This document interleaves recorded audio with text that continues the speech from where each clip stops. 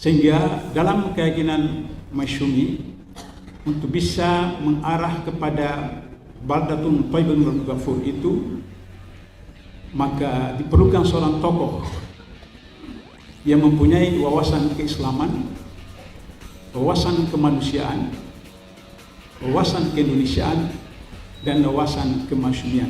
Jika seluruh aparat Masyumi dari DPP sampai cabang sampai RW sampai RT melakukan hal ini, saya yakin 2024 dan 2 sampai 2034 Pak Anies Baswedan 10 tahun bisa menyelesaikan separuh perjalanan bangsa Indonesia.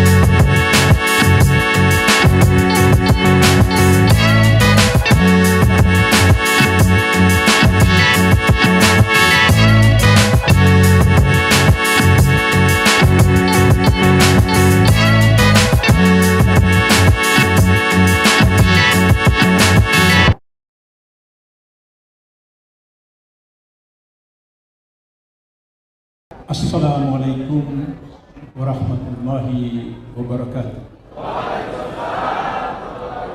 Bismillahirrahmanirrahim. Alhamdulillah nasta'in wa nastaghfir wa na'udzu billahi min shururi anfusina wa sayyi'ati a'malina. May yahdihillahu fala mudilla lahu wa may yudlil fala hadiya lahu. Asyhadu an la ilaha illallah wahdahu la syarika lahu wa asyhadu anna Muhammadan abduhu wa rasuluh. Tidak ada lain kecuali rasa syukur, puja dan puji kepada Allah Subhanahu wa taala yang atas rahmat dan hidayahnya kita masih memiliki umat iman, umat Islam, umat kesehatan dan kesempatan sehingga kita dapat bermuajah dalam forum Rakornas Masyumi yang pertama kami. Sejatinya tidak ada yang abadi di dunia. Yang abadi adalah perubahan itu sendiri. Persoalannya adalah perubahan yang mau kemana?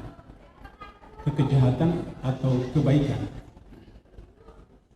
Maka bagi Masyumi, sesuai dengan anggaran dasar anggaran rumah tangganya, tujuan Masyumi adalah melaksanakan hukum dan ajaran Islam bagi orang per orang, keluarga, masyarakat, bangsa, negara menuju ridha Allah. Yang dalam dan yang keempat, mukadimah sepatnya jelas disusun oleh 4 ulama dari panitia 9. Itulah baldatun thayyibatun warabun ghafur. Masyarakat adil makmur yang dilihat Allah SWT, masyarakat tentram gerah mahri paloh jinawi.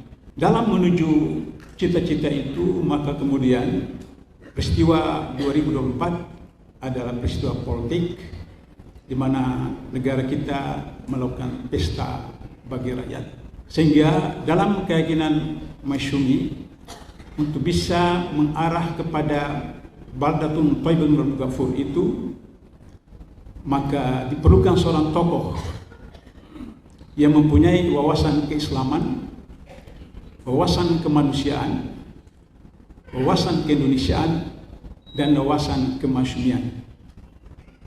Qadarullah seperti disebutkan Ketua Umum tadi, Pak Anies Baswedan itu adalah cucu dari A.R. Baswedan, salah seorang pimpinan Masyumi tahun 45, yang berjuang di Timur Tengah untuk mendapatkan pengakuan kedaulatan dari negara-negara Timur Tengah.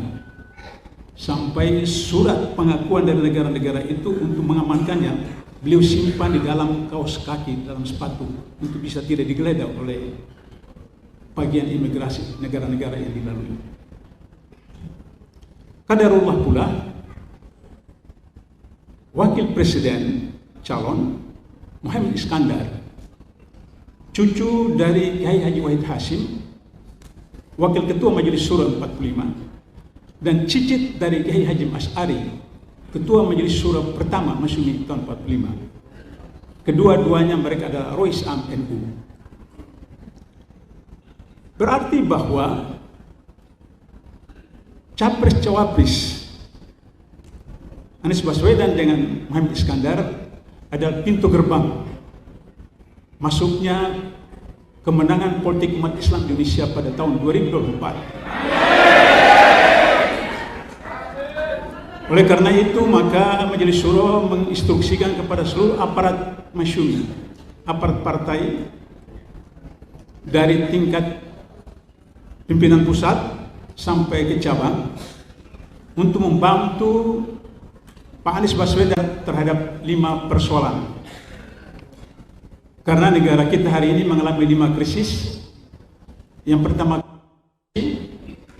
yang kedua krisis narkoba, yang ketiga krisis keluarga, yang keempat krisis penegakan hukum, dan yang kelima krisis nasionalisme. Jika aparat masuk di seluruh Indonesia membantu Presiden Wakil Presiden 2024-2029, maka kemudian Baldatun Tribunal Mungkapur itu bisa terlaksana dengan 4 strategi Masyumi. Yang pertama, pendidikan nasional harus kembali kepada Undang-Undang 40 yang asli, yaitu melahirkan anak didik iman dan bertakwa.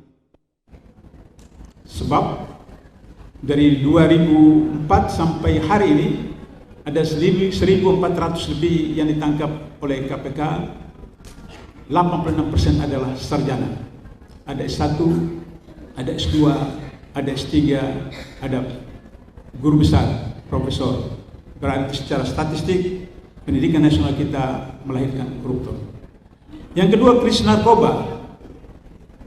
Menurut BNN, 3,5 juta pengguna narkoba hari ini di Indonesia, dan setiap hari ada 33 orang meninggal dunia karena narkoba. Dan supplier yang terbesar narkoba Indonesia adalah Cina. Oleh karena itu, untuk menguasai satu negara tidak perlu dikirim pesawat terbang dengan helikopter dan peluru kendali. Cukup menghancurkan generasi mudanya dengan narkoba. Kemudian yang ketiga, krisis keluarga. Data-data Kementerian Agama menyebutkan bahwa 10% dari setiap pernikahan setiap tahun bercerai, dan 70% dari perceraian itu adalah gugatan cerai oleh para istri. Sehingga belakangan ini kita lihat bagaimana kasus-kasus kekerasan seks dan seterusnya luar biasa. Yang keempat adalah penegakan hukum. Berlaku istilah di tukang beca, di tukang ojek, di kaki lima bahwa senjata aparat penegak hukum tajam ke bawah tapi tumpul ke atas. Habib Bahar hanya dituduh mengganggu, menganiaya atau memukul 2 remaja, 3 hari kemudian ditangkap dan dijatuhi hukuman kurang lebih 4 tahun penjara. 3 orang anggota polisi yang membunuh 6 laskar FPI di kilometer 50 bebas dalam pengadilan.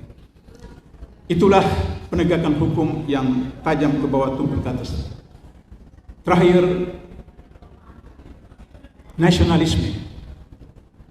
Soekarno sebelum dikuasai oleh PKI, dia memerintahkan kapal untuk membawa pulang orang-orang Cina ke daratan Cina karena dianggap orang-orang Cina mengganggu ketentraman dalam negeri. Bahkan beliau juga menetapkan warga negara non-pribumi Cina tidak boleh berdagang 9 bahan pokok sampai kota kecamatan. Karena dia adalah pejuang, sehingga nasionalismenya kuat. Soeharto meskipun dianggap cukup banyak KKN, tapi nasionalisme muncul ketika beliau memutuskan hubungan dengan IMF. Nasionalisme muncul. Kedua orang ini karena mereka pejuang, sehingga ketika dihadapkan pada pilihan rakyat yang harus korban, mereka bersedia untuk mengundurkan diri. Oleh karena itu, maka kemudian pendidikan nasional itu menjadi penting. Kemudian bagaimana melahirkan para politisi sesuai dengan sila keempat Pancasila, asas syura musyawarah, di mana kemudian masih menginginkan MPR merupakan lembaga tertinggi negara yang kesananya akan berlaku wa amrum syura bainahum. Untuk pendidikan dan politik maka diperlukan sarana prasarana, dan itu adalah ekonomi. Dan ekonomi dalam pasal 33 disusun oleh Abi mantan Presiden Syarikat Islam, dan Bung Hatta, putra Sumatera Barat, yang memahami tentang konsep ekonomi Islam yaitu koperasi. Maka kemudian pasal 33 memanatkan semua sumber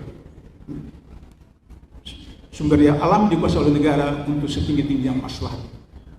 Terakhir, 3 pilar Renstra Masyumi itu harus berdasarkan akidah. Karena tanpa akidah semua akan buyar. Itulah sebabnya sila pertama Pancasila, ketuhanan yang Maha Esa, diabadikan dalam pasal 29 ayat 1, negara berdasarkan atas ketuhanan yang Maha Esa.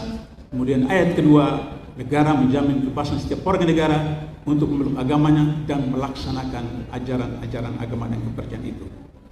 Dengan demikian, jika seluruh aparat Masyumi dari DPP sampai cabang, sampai RW, sampai RT melakukan hal ini, saya yakin 2024 dan 2034 Pak Anies Baswedan 10 tahun bisa menyelesaikan separuh perjalanan bangsa Indonesia.